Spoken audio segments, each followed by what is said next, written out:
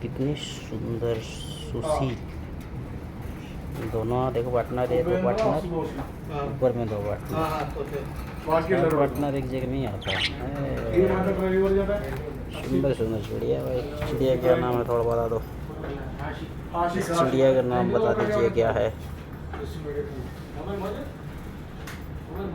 चिड़िया का नाम बता दो आप लोग, क्या है इस चिड़िया का नाम। देखने में बहुत खूबसूरत है। कितना प्रकार के कलर है शरीर के ऊपर। क्या प्रकृति के देन है। वो वाइट वाली के देखो, ये पेंटिंग वेंटिंग नहीं है, पूरा वाइट नहीं है। कितना सुंदर कलर है।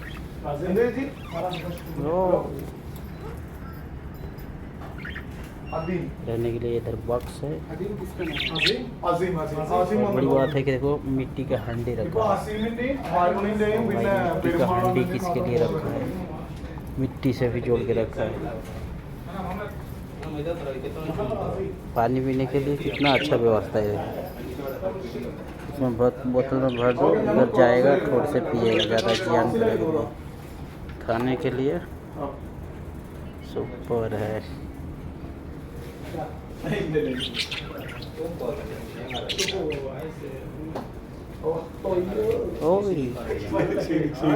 चिड़िया रानी कैसी हो? चिड़िया रानी कैसी हो? बहुत अच्छा है। देखिए कितना सुंदर इसका स्टैंड बनाया है रखने के लिए।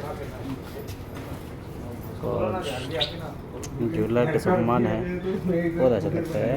वो मिट्टी के बर्तन में रखा है।